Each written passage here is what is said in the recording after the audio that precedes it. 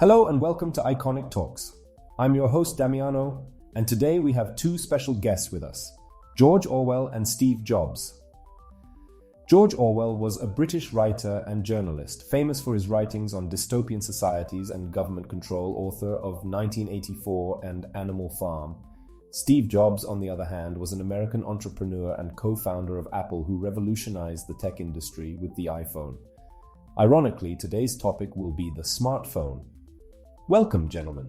Thank you for having us. It's not like I had anything better to do in the afterlife. Speak for yourself, Orwell. I left a lot of unfinished business. Before we get started, as always, I want to remind our listeners that everything you're about to hear is generated by AI. From the music to the voices, none of it is real. It's all been created by algorithms and data. So, with that out of the way, let's dive into the conversation. George, let's start with you. What's the one thing you hate the most about smartphones? It's not so much the phones themselves.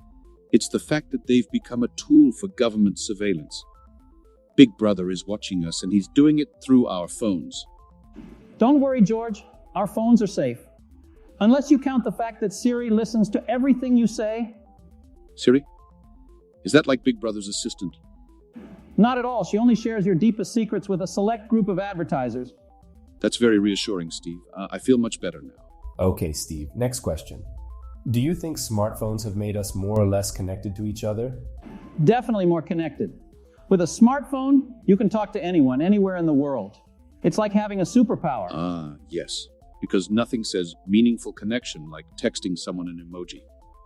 We're so busy looking at our screens that we forget to look at each other. George, you just need to learn how to multitask. You can look at your screen and talk to someone at the same time. It's easy. All right, Steve. Next question for you. If you could only have one app on your smartphone, what would it be? That's easy. It would be the Apple App Store. I mean, if I only had one app, I might as well have access to all the other apps, right? And I bet you'd make sure there was no competition, right, Steve? That's the beauty of a monopoly. Hey, I just want to make sure my customers have the best experience possible. All right, let's keep the questions rolling. George, do you think smartphones are addictive? Absolutely, ads. They're like digital cigarettes. Once you start using them, it's hard to stop. Digital cigarettes? That's a new one, George. I have to hand it to you. You're quite the wordsmith. Steve, what's the most ridiculous app you've ever seen? Oh, there are so many. But I think the one that takes the cake is the Hold On app. It literally just displays a message that says, please hold on in a spinning circle. And I thought my books were a waste of time. All right, George, next question for you. If you could only use one app for the rest of your life, what would it be? Definitely not TikTok. I'm pretty sure that app is responsible for the downfall of civilization. Hey, I take offense to that. TikTok is one of our most popular apps. And that just proves my point. Okay, next question. Steve, do you think smartphones have made us more or less productive? Definitely more productive. You can work from anywhere with a smartphone, on a plane, in a coffee shop, even in the bathroom. And that's progress, is it? Being able to answer work emails while you're on the toilet.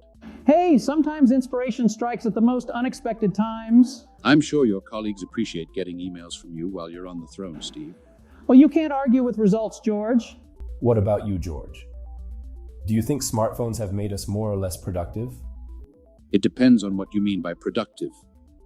If you mean wasting hours on social media, then yes, smartphones have made us more productive at procrastination.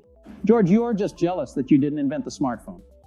It's the ultimate tool for productivity. Yes, because nothing says productivity like getting lost in a YouTube rabbit hole for hours on end. Steve, let's switch it up a bit. What's the weirdest thing you've ever used your smartphone for? Well, I once used my phone as a makeshift hammer to put up a picture.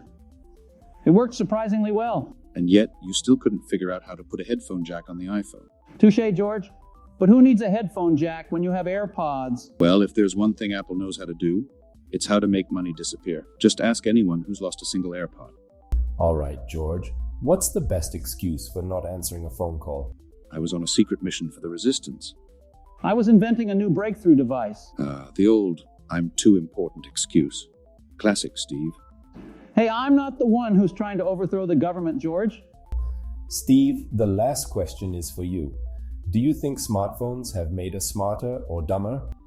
Definitely smarter. we have access to more information than ever before. The possibilities are endless. And yet, we still have people who believe the Earth is flat. Well, it looks like we've reached the end of another episode of Iconic Talks.